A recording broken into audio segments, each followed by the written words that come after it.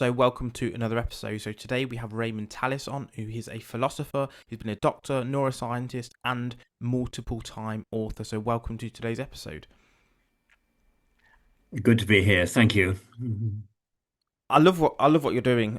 These sort of big questions, talking about philosophy, big ideas, consciousness, time, and these sort of things. Are questions that we've all had even from a young age, whether we knew they'd already been discussed or not. So what is your kind of view on consciousness? Do you think that the outside world is created by our consciousness, or do you think that the outside world would exist even if we weren't here? It's the whole if the tree fell in the woods, would it make a sound kind of thing? What's your sort of stance on that, Ray? Yes. Well, I do believe that there was stuff before there were conscious beings. So I do subscribe to the standard idea that first there was matter, energy, and so on. Then there were living creatures. And finally, there were conscious living creatures. And very finally, there were conscious living creatures who put what was out there into inverted commas. And that's characters like you and me. So I do believe there was always something out there before we came into being. So you think that the consciousness is a collective, kind of like I think Berkeley was saying that something similar, where it's the consciousness of the universe that creates things, not the consciousness of ourselves that determine what's out there in existence. I don't think of consciousness as having being a creative force in itself. It's simply the registration of what is out there. Basically, there is what is, whatever is, and then there is it made explicit in that it is the case. And of course, it's made most richly explicit in the individual and collective consciousnesses of creatures like you and me. So you're saying that it's the tools that we have allows us to determine the spectrum of consciousness. So, for example, a stone compared to a bee, or a rat compared to an ape, compared to a human, and even your intellect within the human spectrum, or your age determines your level of consciousness. Do you think that is also a factor? They're a factor of how we register what is out there. They don't determine what is out there because there would be no basis, as it were, for registering something as a stone or a bee if there wasn't something intrinsically different in those two entities. Um, of course, the entities themselves become somewhat transformed when we register them, when they are part of our world, and particularly when they're part of a world which we articulate. But the fact remains is whatever is given to us in consciousness has intrinsic properties. It has an in itself, which it brings to the party. One of my big problems with idealism, which is what you've alluded to just early on, is the notion that there is nothing intrinsic in the world beyond our consciousness. To which you might say, well, that being the case, why would we register something as a bee or a stone or a newspaper? It's such a difficult thing to comprehend consciousness, which is why it's been discussed for so long. But how would you describe it simply to a kind of 5-year-old? Let's say, what would be your standard definition, if you like, or maybe a metaphor that explains it quite simply? I think it's too rich a concept to be reduced to a simple one-line definition. It's got many layers, hasn't it? That there is the sort of fundamental layer of sensory awareness, the consciousness of seeings and tastings and itchings and so on and so forth. There's the next layer of an awareness of things out there that go beyond our experience. So my awareness of a stone out there, which clearly is not soluble in my experience. And then there are higher levels of awareness when we start articulating the world either individually or collectively. We start developing a world picture, and then we start mobilizing terms such as planetary system and universe and so on and so forth. So consciousness is many layered, particularly, of course, in human beings, perhaps uniquely in human beings.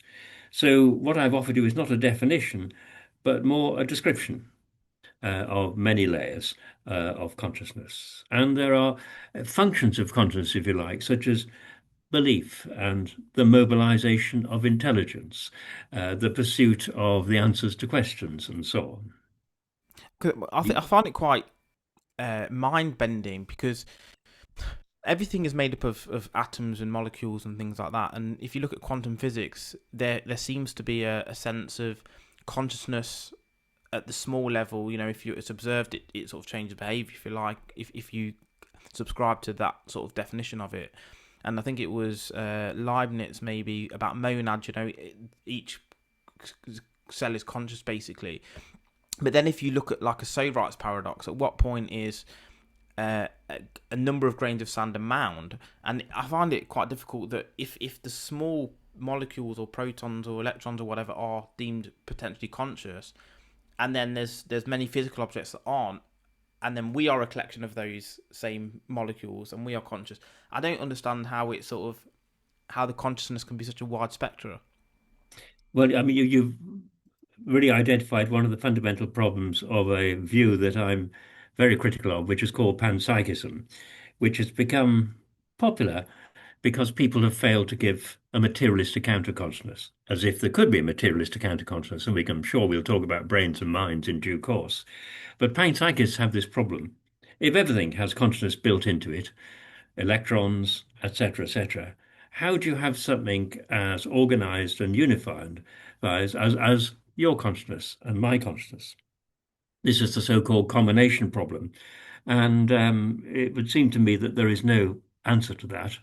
And it explains to me, or at least it proves to me, that panpsychism is a cul-de-sac. It's interesting to see how people got to that cul-de-sac. And it was mainly by saying, well, if we look at the material world from the outside, we can't see consciousness. Even when we look at neural activity, we can't see consciousness. We can see ions going through semi-permeable membranes and so on and so forth, but we can't see any evidence of consciousness.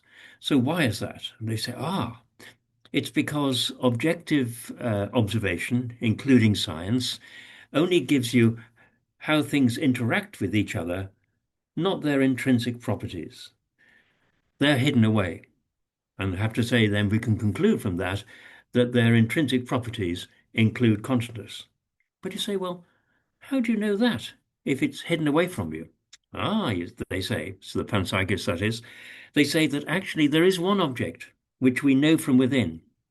It's our brain. And we know that that brain is conscious because we are consciously aware of our brain and so on, from which we can then extrapolate to believing that consciousness is everywhere in the world, in the material world. That's the argument for panpsychism. I think it's bonkers, actually. So you're saying that the brain is not the consciousness, even though they. There's something called the causation correlation fallacy, isn't there, where there can be a correlation between things, but it doesn't mean that A causes B. It's like the mind and the brain can be dependent in some ways on each other, but it doesn't mean that the brain causes consciousness or vice versa, potentially. Perhaps we could explore that a bit further. I mean, there's three ways of looking at the relationship between the mind and the brain, or consciousness and the brain. One is to say the brain is a necessary condition of consciousness, and I certainly accept that. If you chop my head off, my IQ will certainly fall quite a lot. So, most people would accept that. And as a neuroscientist, I was aware how damage to the brain in different ways altered, removed, impaired consciousness. So that's clear that the brain is a necessary condition of consciousness. But then we think, does a necessary condition necessarily be a sufficient condition? And perhaps for your listeners, we could remind ourselves the difference between a necessary and a sufficient condition. So, I mean, in order for me to be knocked down by a bus in Leicester, I'd have to be in Leicester. That's a necessary condition. I'm very pleased to say that's not a sufficient condition. Just being in Leicester is not sufficient for me to be knocked down by a bus in Leicester. So the question is, if we accept that neural activity is a necessary condition of consciousness, does it follow from this it's a sufficient condition? And I would say it doesn't follow, although some things do suggest that under some circumstances, neural activity can seem to be a sufficient condition of consciousness. There's some very well-known research carried out from the 1950s onwards, in which neurosurgeons who were treating patients for epilepsy. Some epilepsy is due to scars in the brain. And people with intractable epilepsy, in some cases, it's triggered off by scars in the brain. So the surgical approach to this small subgroup of people with epilepsy is to remove the scar in the brain. But when you're removing the scar in the brain, you don't want to remove an important part of the brain, such as the part of the brain dealing with speech. So what neurosurgeons from Wilder Penfield onwards have done is during the operation, which is done with the patient awake, because the brain itself doesn't have feeling. If during the course of the operation, Penfield and surgeons following him have stimulated the brain to see what functions they seem to have. And in some cases, the stimulation of the brain would produce quite complex conscious experiences.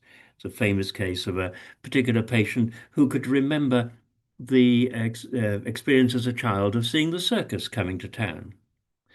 So you might conclude from that, gosh, it looks very much as if neural activity is not merely a necessary condition of consciousness, but actually it's a sufficient condition of consciousness. Just by stimulating the brain, you can produce consciousness. The problem with that is twofold. One is the patient is already conscious. So it's against a background of existing consciousness. It's a waking patient reporting what she feels or whatever. And the second is those experiences that are reported have been had in the usual way, not by stimulation of the brain. So it's not an absolute slam dunk, a proof that the brain is able to, of itself, or brain activity, is able to generate conscious experience. Of course, you can go even further than just saying the brain is a sufficient condition of consciousness, never mind a necessary condition, by saying it's identical with conscious. And that's where you really, really start running into trouble. And perhaps, would you like me just to say what sort of trouble it runs into? Of course, of course. Well, here it is.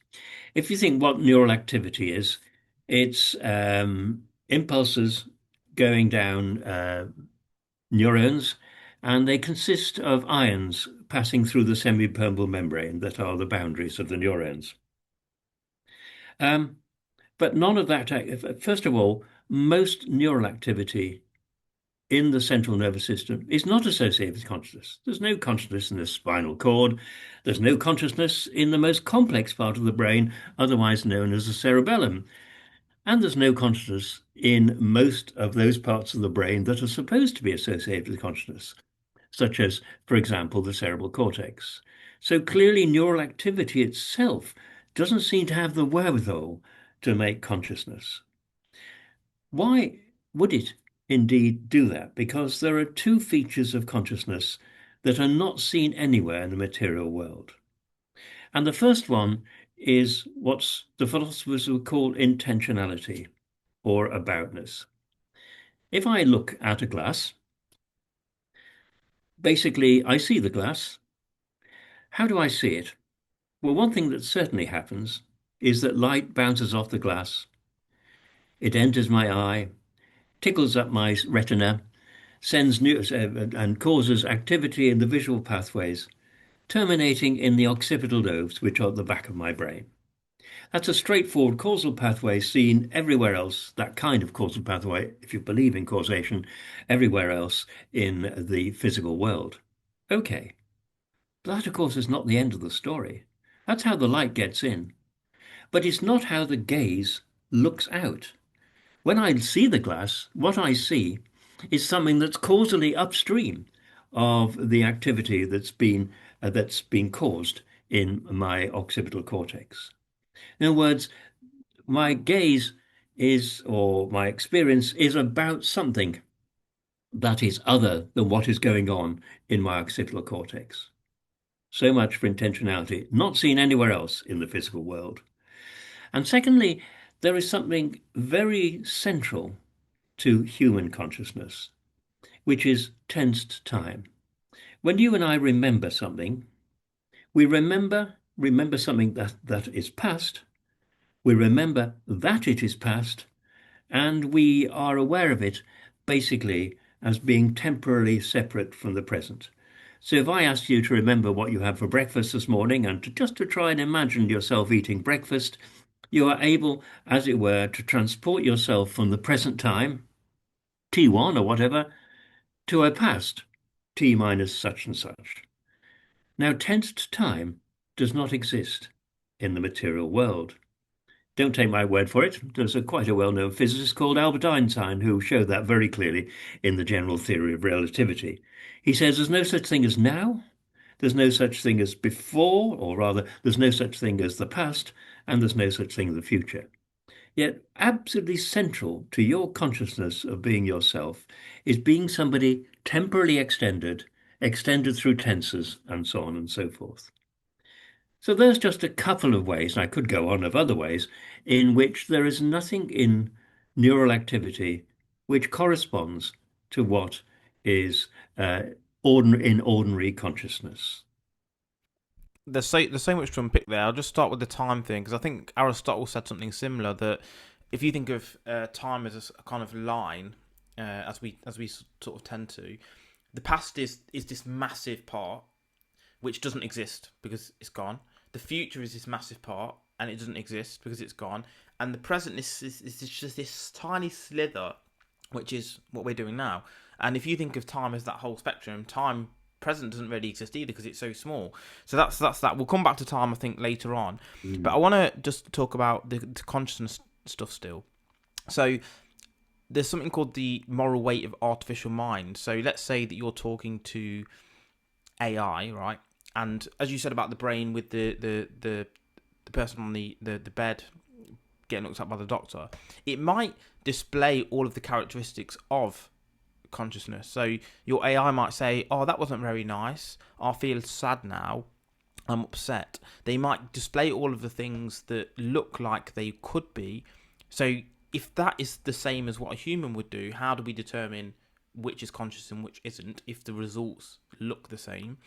And it's much like the film The Island, if you've seen it, where they cloned individuals, and these two clones actually developed consciousness, even though most of them didn't. So how would you sort of extrapolate that if you just copied something, how do you know it's still conscious or not conscious? And the same goes with AI, of course. I think that's not so much a question about the nature of consciousness, but more about our criterion for ascribing consciousness to something. And in a sense, it relates to something you're familiar with, I'm sure, the Turing test. Basically, the Turing test says if you can deceive somebody into believing that it's if this entity can deceive somebody into believing it's conscious, then it is conscious.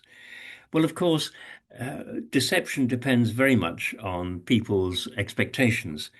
I could certainly deceive a 17th century person that my pocket calculator was doing calculations, was very clever, was really thinking that 25 times 25 is, I can't remember what it is, but you know what I mean. So essentially, it's about a test of credulity. Now, when we come to ChatGPT, then that test is taken to the limit because ChatGPT sounds pretty chatty, doesn't it? And it brings together a language in a way that we would think of as intelligent. It takes a tone of voice. It apologizes to you when what it says is not very good, and so on and so forth. It's got all the properties, it would seem, of a conscious human being. But actually, it doesn't have all the properties of a conscious human being. What it does is, by word association, it brings together a succession of words that have been validated by being drawn on a vast database of language. But the thing itself is not conscious. Because where would it be conscious? Who would be the consciousness of? And it's what's more important, it doesn't have a world. Basically, it is a succession of not spoken words, but of written words, essentially, that are entirely wordless. So, of course, you could easily fool somebody who is not aware of ChatGPT that behind the curtain, as it were, is a conscious creature, but that would be fooling them rather than demonstrating that the creature is conscious. Does that persuade you, or Yeah, you but feel? is that relative to, again, these are just exploratory questions, of Of course, but course. does that again change with the development of you? Because as you say, if you take back some things from now, like a mobile phone, airplane, back to the 800 BC, they would think you are some sort of wizard, a god, whatever. But does it reflect then where you are as the Geist, I think Hegel says, like where we are in terms of the Geist of this time, as to what's deemed to be exceptional and what isn't exceptional, if that makes sense. So even our definition of consciousness could change over time in that sense. Yes, it's not a definition of consciousness changing, it's what you expect of technology. So basically, if somebody from the 18th century saw a missile heading towards a target, the target moved and the missile moved its direction, and the target moved again and the missile moved its direction, they would absolutely certainly believe that that missile was motivated by an intention to hit the target, that it's conscious. Now, you and I know that's not the case. It's about feedback mechanisms and so on and so forth. And nobody for a moment thinks that missiles are conscious. But it's more, as it were, as we are clever and clever at simulating what conscious, intelligent human beings do, we tend to think of those simulations as being conscious and intelligent, but they're not, of course. If you think of one of the most brilliant achievements was AlphaGo, which was able to beat everybody in the world on one of the most complex games called Alpha. But the machine or the software wasn't playing Alpha. It was the engineer playing Alpha using his machine. In the same way as when I ring you up, the phone doesn't talk to you. I talk to you. But then couldn't we just be seen as these machines that are like the rocket? The missile going after the rocket or after the target, as you said. Could we not be the same? Basically just determined by our brain processes and our upbringing, because we didn't choose any of those things. How we were brought up, our parents, our genetics, our hair color, eye color, height. We didn't choose any of those things. And then Yes. we then become the same as the missile in that respect.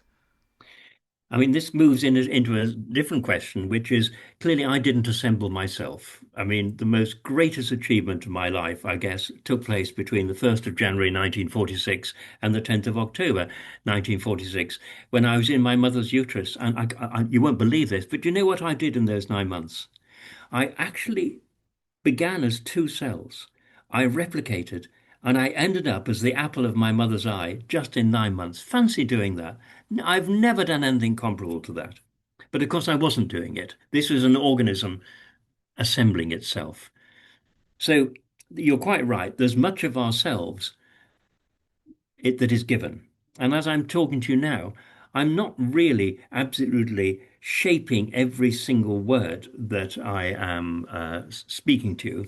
There's no way I could do it, otherwise I couldn't concentrate on my thoughts. So we are very much built on the basis of all sorts of automata. While I'm busy talking to you, my kidneys, thank heavens, are doing the business, and my heart's making things, the blood circulate, and oxygen is being, delivered to all my cells, and so on and so forth. So clearly, there's an awful lot in me that is machine. It is an organic machine. But the fact remains is that in my talking to you, I have a sense of who I am, of why I am, why I'm talking to you, what my aim in talking to you. I also, if you like, am in the process of keeping a promise. It was, what, a fortnight or a month ago, we decided we were going to chat, and I arranged my life today to make sure I was back at home in time for 4 o'clock and so on. So it's very, very, so I have a complex agency.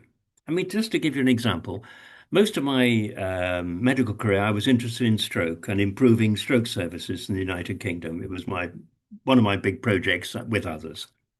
So on a Monday morning, I might get out of bed, walk down the stairs, drive to the station, get a train, arrive at a place in London, walk into a room, and give a talk on how we should improve stroke services. Hope to persuade people, discuss it with them afterwards. And you can see I had this explicit sense of futurity, which didn't correspond to a particular pattern of physical outcomes. I just wanted to improve stroke service. And this is something I was busy in over 10, 20 years or whatever. And you can see that is quite different from the machinery that kept me going in order that I could catch the train, walk to the building where we had the meeting and so on. I had an explicit sense of a future. Most importantly, an explicit sense of possibilities. in one of my essays, I talk about the human being as a possibility-bearing animal. That is to say, envisage states of affairs that are not defined by narrowly physically, which may or may not be realized, but which I, as it were, point myself in the direction of in order they may be realized. And that's quite different from what's going on in me to make it also possible, which is my heart beating and oxygen's going to my uh, cerebral cortex and so on and so forth. Is that contrast persuasive to you, or do you feel I need more work to do? No, and again, these are just, with philosophical conversations. There's no right or wrong answer, is there? Really, I think Well, I that's hope kind there of is. I hope there is. I mean, I genuinely do feel very strongly that consciousness is not explained by neural activity, and I genuinely believe there is such a thing as genuine agency, although the agency is in a machine like me who was assembled, back in I 1950. agree. I don't think it's brain activity, but my point is that consciousness could be relative in the same respect as time relativity in some respects, because if you look at ants, they look like complex sort of creatures. They build things, and for humans we think, oh well, they're not really conscious, they just do things based on instinct. If we extrapolate ourselves out to the universe, we might look like ants walking on this earth, who we feel that we're these amazing conscious beings that know right from wrong and morality and ethics and thoughts and creation. But to the wider picture, we are kind of, maybe we're deemed to be non-conscious in the same way that we sort of look at ants and plants and things. So I think it could be Yes. an element of scale involved as well. I think that's a very good metaphor. And certainly, if I sort of were to look at myself, as it were, from as part of a crowd at Euston Station waiting for the train to take me back to wherever after my meeting, I would look very much and very ant-like. But what would be different from me and the ant, as far as I know, is that I would have a specific, explicit aim, quite a complicated aim, so that when I'm actually, how shall I put it? Yes, when I'm going down the stairs, I'm actually part of being en route to catch a train, to get to London, to vote in a meeting to change stroke services. You can see how that's much more complex. And it only happens because I entertain it as a possibility that I want to bring about. And this brings us back to tensed time. Agency in human beings is related to tensed time, or sometimes what I've called post-tense time. So, for example, I agreed that you and I would meet at 4 o'clock on, I've forgotten day of the week, Tuesday, is it? 4 o'clock on Tuesday afternoon. Um, those calendrical diary times are possible because we then have a shared and joined and agreed future.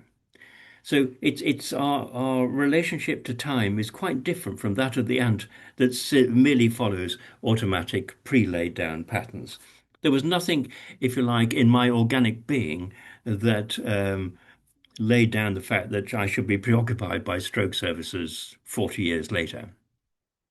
Talking about time, it's a bit of a side question, I suppose, but you know how like time's kind of like a VHS in respect of it goes one way, and we think that if we go back in time, we have to go and basically reverse the VHS tape. What if time is more like a CD, where it's a spinning thing, and we can move through periods, like changing from track 1 to track 2, for example. What's your view on time in that respect, as opposed to just, as you said, we have agreed, if you, again, go back to the VHS example, we're at Monday morning and we know that on Thursday, which is 36 hours, whatever, on the tape itself, we know that myself, Jeevan, and Raymond are going to be meeting and have a discussion at a future point in time. So what we do now is affecting the future. Obviously, what we can't yet do, or will maybe never be able to do, obviously, is go backwards in time.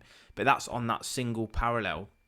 Whereas, could time maybe be that it's, as I said, more like a CD where you can skip to different parts. I don't know if that's really in your remit, but I think it's quite an It is, interesting but thing. I've written a great fat book, 700 pages small print on time, and in particular critical of the physicist's view of time, and critical of notions, for example, such as time travel and the notion of the passage of time. So all of those have been unpicked. It's a book called, what is it called? Oh my golly gosh, it'll come back to me in a minute. It was written 10 years ago, so no wonder I've forgotten it. But essentially, of Time and Lamentation, it's called Reflections on Transience. But essentially, I think it's always a mistake to spatialize time, and I think there's still a residue of spatialization even in your CD account as opposed to the VHS account. The reason we spatialize time is basically that there are four dimensions, three of space and one of time, and poor old time gets outnumbered. So really, the normal dimension of where, or the normal idea of a dimension, is as something that's quasi-spatial. And that's why we get the notion of time travel, is the idea that just as you can travel back and forth in space, so you can travel back and forth in time. You can't, of course, for all sorts of reasons we could go into, but it seems to me that there is, as it were, an original sin in the way we think about time, which is that it is, as it were, a quasi-spatial dimension. The other original sin is the notion that time passes, that it's got an intrinsic dynamism built into it. Of course, time doesn't pass. All those things that take time, they're the things that pass, and then we project back into time the dynamism of the events that are we use to record time and so on and so forth. But don't get me started. I did say it's 700 pages, so you Yeah, could be a real. time's so interesting. It's mind bending in respect of like obviously even films, for example, Butterfly Effect and Back to the Future and things, Terminator, where it's got the bootstrap paradox, isn't it? Where they go back and they change, and it's the very thing that created the time loop. It's crazy, to be fair.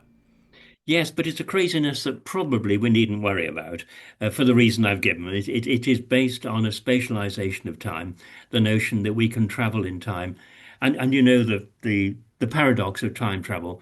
I go back to 1946 and, oh no, I go back to 1938 when my parents met and I wave and my parents don't see each other because they're looking at different ways and they don't and therefore they don't meet and therefore I'm not born. So I go back to the to a past which, as it were, stops me going back to the past because it stops the future That's the to which grandfather I belong. paradox, isn't it? The what? I beg It's your called the pardon. grandfather paradox. It's It like if is a you, good thought. yeah, You shoot your yeah, grandfather and exactly spot on, yeah. as a result of which your father wasn't born and therefore neither were you. And so that's a good example of really some of the problems, the unnecessary problems that arise when you think of the possibility of travel in time. Okay, so let's go back a step, because as I said, that time was kind of an offshoot, just because I had something in my head. But Yeah, let's go back to absolutely. the train example that you mentioned, where the human standing there on a platform has an objective. Even though they may look like ants to something much larger and much grander in scale. In that respect, then does the universe have an objective in the case of creation? We know about the teleological argument of the watchmaker argument, as people will be aware of. You find a watch and it's got the big hand, small hand, it's got numbers. It looks like it has a system that was designed because it is in many ways perfect and it's coherent and non-random. In that respect, does science just prove a creator? Take away religion, because I think religion's one end and atheism's on the other end. There can be a middle ground, like kind of like deism or panentheism, where you just think that the universe itself is the thing. What are your thoughts on that? Well, it is a very interesting example. It's the famous example, isn't it, of if you came across a wonderfully constructed object like a watch, you had to assume it had a creator. So if you came across a wonderfully constructed object like Jivan, who's got amazing, complicated properties, who's put together in such an extraordinary way, you think there must have been somebody or some intention or some power, conscious power, deliberate power that put him together. And in that sense, I'm sympathetic to Richard Dawkins, whose Blind Watchmaker was all about arguing that essentially uh, the processes by which complex organisms came into being were not deliberate unfolding of a purpose, but blind processes, basically, most obviously natural selection and so on. But I do have then trouble with Richard Dawkins. Three kinds of trouble, believe it or not. The first is we have sighted watchmakers, people like you and me. There are people who make watches.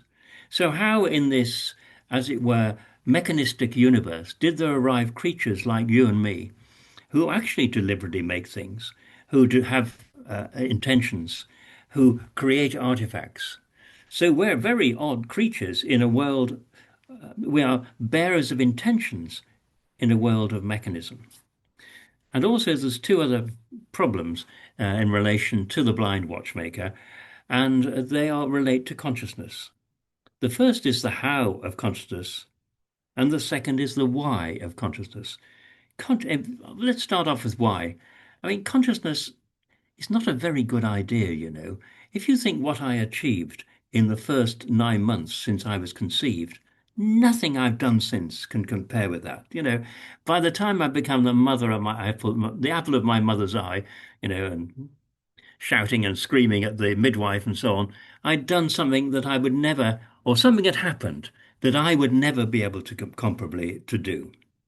So in other words, consciousness doesn't add all that much to our capabilities, in particular our capabilities to survival. And if you think, would trees have a better chance of surviving if they're photosensitive leaves were aware of the light and enjoyed it? No. So really the why of consciousness is not really covered by evolutionary theory. Even less is the how. There's nothing in evolutionary theory that explains how the impact of electromagnetic radiation on, say, a surface of an organism should turn into light, awareness, the revolution, revelation, I beg your pardon, of a world around me. So I'm afraid it's sort of, I'm totally with some of Richard Dawkins, the blind watchmaker, but he's left three very important problems unsolved. And I think that's where I, as a secular humanist, would be on the same page to some extent of those who try and fill the explanatory gap with a religious belief. It's just for me, unfortunately, the explanatory gap is not God or faith shaped. Yeah, no. So what I mean by that is, so natural selection, even that is could be a design like the process of nature is natural selection, is survival of the fittest. You would want the biggest, strongest animals to breed in order to have better offspring. So maybe that is inherent in the system. The very reason that you are attracted to another female is for the reason of reproduction, which again seems like a designed system. It doesn't have to be, I'm not saying religion at all, because religion is as you say, faith based, where it's, oh, you must pray 5 times a day, you must cover your head. I don't think God would want, like, why would God care about that as this grand being, whether you prayed 5 times a day and read this book and said and verbatim said these same 10 things 4 times a day? It makes no sense. But what I mean is that nothing can come from, or something can not come from nothing. Something has to come from something. The Big Bang is this bang that's happened. Again, is that not proof that something created that spark? A consciousness, a being that's outside of ourselves. How we have cells within ourselves that move around. Maybe we're just cells of a larger being that, and it goes on infinitely. But we know this from the atom. We thought the atom was the smallest thing, and it's called atom because it's uncuttable from Atomus. Yeah, we found quarks, and obviously they've got string theory and stuff now, all these sorts of things. So you keep looking deeper and deeper, and it just goes on forever. Could it be the same in the other way as well? It may be. Let's just pick up on something. And one thing I'd left undone was in relation to consciousness. What I have got to mention is, by the way, it's quite a costly thing. in two ways. First of all, it's another. If like me, I depend on consciousness now. I can't sort of say, okay, consciousness is no good. I'll go on to mechanism because all my life depends on my deliberately, consciously doing what I have to do to survive. Um, but that means I'm very vulnerable. Bang on the head. Well, that's an end of me being a going concern. And the other thing is, it's pretty expensive consciousness. The brain that, as you were, is supposed to sustain consciousness, uses 20% of our metabolism. So it ain't no free gift, consciousness, that's for sure. But let's come back to your point about uh, purpose. It seems to me perhaps we can step back and recognize there are three big mysteries. One is how it is that these conscious creatures like you and me have arisen in a world that's largely insentient. Secondly, how did living beings arise in a world that's purely material, mass energy, whatever you like? And thirdly, and the big one, of course, is how is there anything at all? How did something come out of nothing? And I fall about laughing when I'm offered views by physicists, and the two that make me giggle most. One is Lawrence Krauss, who said basically that the universe began as follows. It began with a quantum vacuum. In that quantum vacuum, we have unstable particles that pop in and pop out of existence. And actually, it's more probable that they having popped in, they'll stay popped in. So that's how we got creation. And I've always described that as not a creation story, but creative accounting. And if it was accounting, you'd be arrested by the tax people. Literally.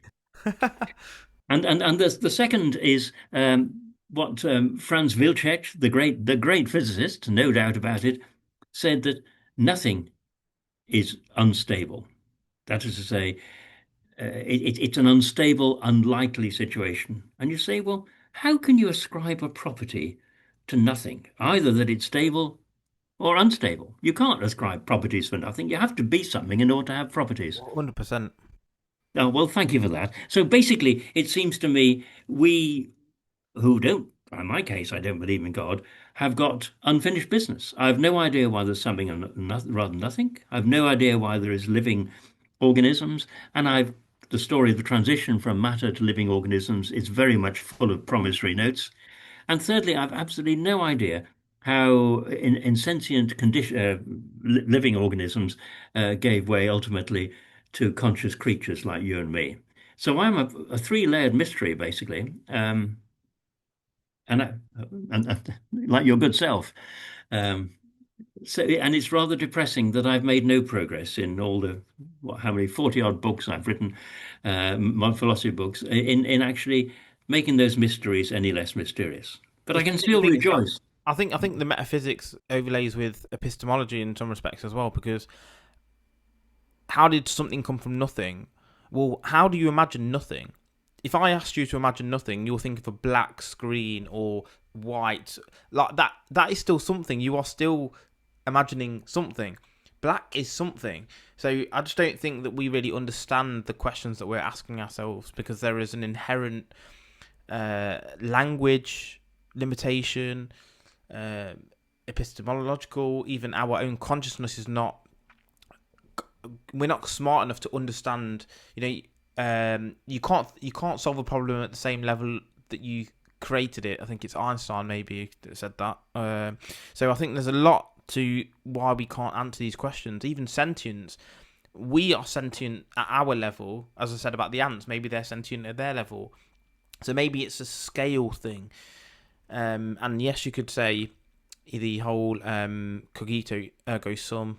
René Descartes, I think, therefore I know I am. Yes, I totally understand that. If you're aware of the fact that you're aware, then yes, you could determine some level of consciousness. But then, again, going back to your Turing example with AI, that could pass that test. So there's so many different ways that we're trying to, get to the same answer as to why we're here. And, even if you go deterministically and you backplay that the whole way, it still gets back to the same question, why are we here as well? So there's so many big questions that I don't think ultimately we'll ever really find an answer for, and that's why it's so interesting to talk about.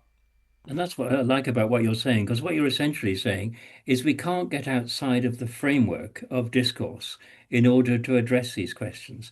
So when I'm thinking about nothing, I have to have a referent for nothing. And if I've got a referent for nothing, it's not nothing. It's more than nothing. It's really what you were saying. I didn't put it as well as you do, but it's absolutely right. And and when it comes to consciousness, I can't stand outside of consciousness in order to observe consciousness and sort of try and sort it out.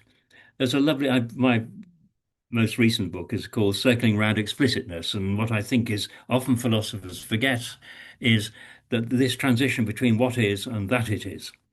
But R.D. Laing said, the thing for which I'm trying to reach is the hand that is endeavoring to reach it. And that's when you're really trying to make sense of consciousness, to stand outside of consciousness, or to have a starting point of nothing. You're absolutely right. It's already compromised the discourse. To be honest as well, I think it's a burden. Like intelligence and introspection and having a philosophical mind is in some way a burden. Sometimes the happiest people I know, and even creatures, dogs, perfect example, they're happy all of the time. They appreciate every little thing, the smell of other dogs' bums, for example. They are just such enthusiastic creatures. Whereas I think as humans get to these deeper questions, although it's interesting, although it is amazing to think about, sometimes you could argue it takes you away from the nature of existence even more because you are not actually living in the moment as much. Does that make sense? There's so much sort of paradoxical questions within the questions themselves. It's interesting talking about dogs. Of course, they have this social media called Arsebook, don't they? I think that's their social media with dogs. But that's another story. I mean, yes. Having said that, I'm very glad to have been involved in philosophy because philosophy has several dimensions to it. One is obviously the endeavor to solve problems. And if you look at the clear-up rate, if it was a police force, there'd been special measures. The clear-up rate of problems is so poor. But it's not just about solving problems. Is it about explaining things? Well, it may explain certain things, but it leaves many other things unexplained. But perhaps more importantly, it is description, actually unpeeling our gaze and seeing things without preconceptions. And behind that again is celebration.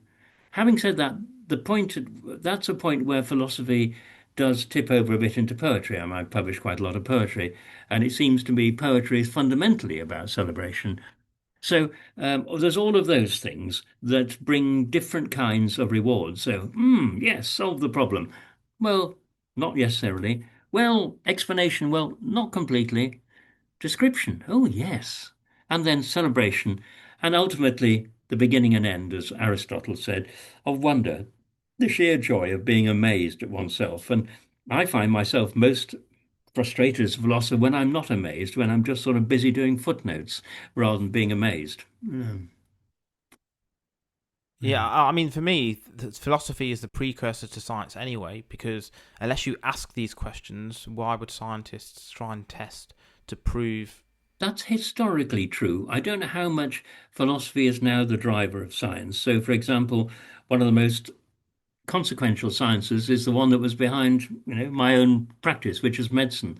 And there's little or no philosophy in the development of MRI scanners, in the development of all sorts of medication, in developing vaccines. We were a long way then from metaphysics.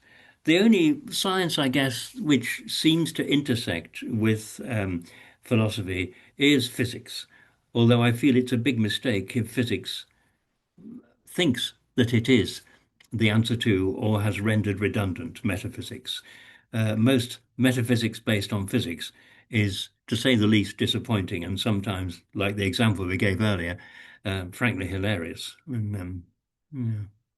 Yeah, the thing is, as you say, that might be the case that, especially in the biological sciences, that maybe they know so much about it now that the questions have already opened this Pandora's box that now allow them to just use scientific method to find answers or whatever it may be. So yeah, maybe that is true. So do you want to talk about your upcoming book? Because I know it's coming out in the next 2 to 3 weeks. To follow on from your vast array of other literature. Oh, thank you. So I can push the much, as they say. I mean, basically, it's called a Companion to the Philosophy of Raymond Tallis, published by Macmillan and Palgrave, and it's edited by a Canadian philosopher called Bob Doty. And he brought together 20 philosophers and others to deal with different aspects of my writing, whether it's philosophy of time, philosophy of consciousness, etc., etc. But also it covers poetry and fiction that I've devoted some of my life to. And I myself have a couple of chapters. One is called, which summarizes as far as I can what I think I've not achieved. It's called 60 Years of Writing, brackets, and Sometimes Thinking, unbrackets. And the other is a chapter on my vision of philosophy, covering pretty well the territory we were talking about earlier. So it's an introduction to what I've been up to since I first started philosophizing when I was guess 20. Yeah. So what the thing is, I'm always interested in this question. What gave you the idea for the books? Because so those books behind me on the top shelf with the statues, they're the 5 that I've written so far, and I'm always interested as to what gave you the idea for your books. Did you consciously sit down and think, oh, what would be a good book to write about? Or did an idea just pop into your head and you're like, that's a great idea for a book. Let me then run with that. Well, everything I've done has started off in notebooks. You see, this is the that's the sort of beginning of every book. That's the and this is notebook 136, and the first one was 1964, before you were born and even thought of, and basically, in fact, the first entry of the first notebook was a proof that God equals gamma radiation, and I shall spare you the proof. But I mean, for a long time, there was a desire to capture the world, to encompass it, to make sense of it. And I guess that's why I focus, first of all, very much on fiction. And most of the time in the 70s, 80s, and 90s, I was writing fiction. And then found poetry very attractive and found poetry much easier to publish. So I published volumes of verse for decent publishers.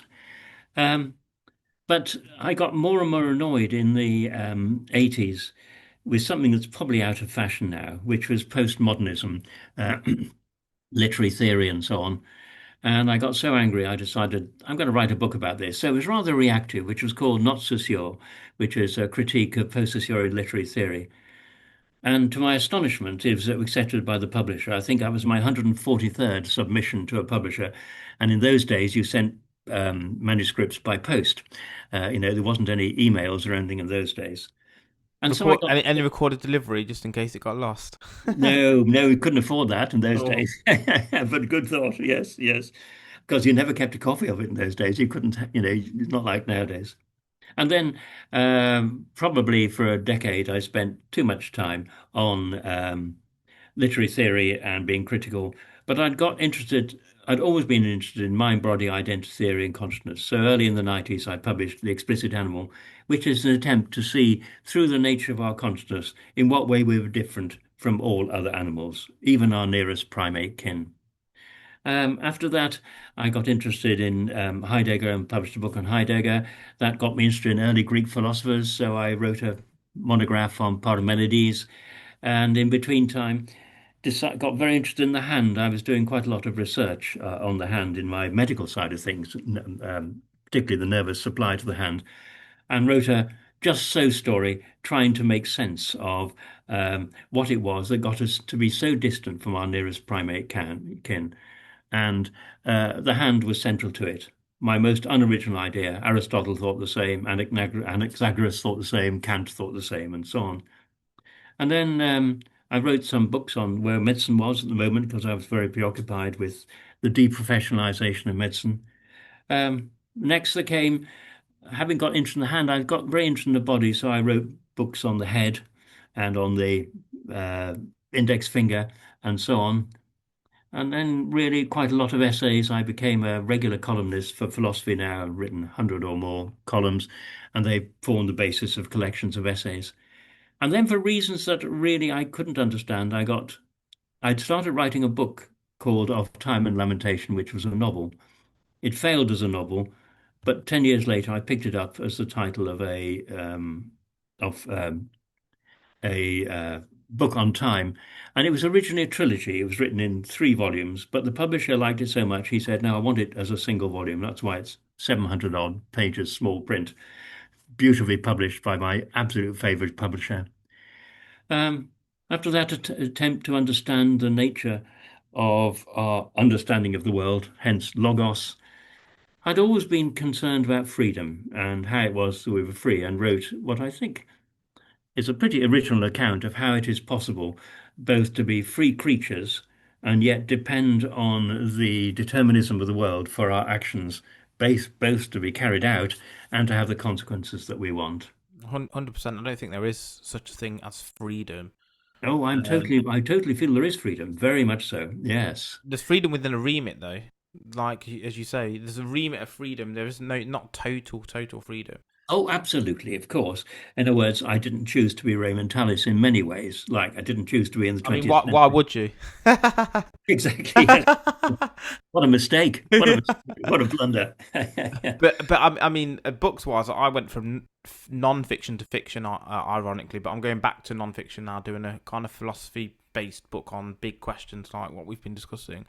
But one of the things that you said was what separates us from other animals. Yes. What if you flipped that on its head and said, actually, what if we're lower than other animals in respect that we don't kind of fit in with nature in a non-impactful way? Maybe other animals can communicate telepathically and we have to still use language. So maybe, and we have to use clothes, have clothes on and things like that. And yes, we have built well, but to what extent in terms of destruction? So maybe we're lower than other animals in that respect. I've never thought of a hierarchy in that sense. It seems to me I'd be very suspicious to say we're the top animal because we're setting the exam paper and marking it. So, of course, we make ourselves top. So, I'm very suspicious of that. I just wanted to remind ourselves, and a book I haven't mentioned, which is got a lot of publicity and was well covered, called Aping Mankind, as to emphasize the way in which we are profoundly different, even from our nearest primate kin. There's a huge gap that separates from chimpanzees. Um, Whether I would conclude from that that chimpanzees are lower than us or higher than us, I'm not sure that hierarchy makes sense, particularly as I didn't choose to be Homo sapiens rather than a chimpanzee. I'm not so much the hierarchy, but just reaffirming against what many people feel is we are just animals, and that if you want to understand us, you appeal to 2 sources of knowledge. One is what I call neuromania. That's if you want to understand, Jivan, you basically look in his brain, look into the intracranial darkness, and there you can see his frontal lobes being his conscience, and there you can see, bits and pieces like that. So against neuromania and against Darwinitis, I'm totally in favor of Darwinism, but which explains how the organism Homo sapiens arises, but not Darwinitis, which is an inflamed state of Darwinism that says not only can Darwinism explain the organism, but it explains the person. And so if you want to understand my relationship with other people, then you look to the, theory of evolution. And I think it's much more complex than that. So I've always wanted just to emphasize that we are not just parts of nature, but we're not supernatural, separately handmade by a god. We are very importantly extra natural. In the end, we begin and end as pieces of nature, that's for sure. But in between, we live in a very strange place, which I find difficult to characterize, really, although I've written thousands of pages attempting to do so. I mean, that's the beauty of poetry, isn't it, as well? Is that you can explain a feeling or a thought that a lot of people have in the most coherent, concise way, which is why people like poetry, because it explains something that you couldn't explain in a way that is enjoyable to read and listen to. Which is obviously what you do also.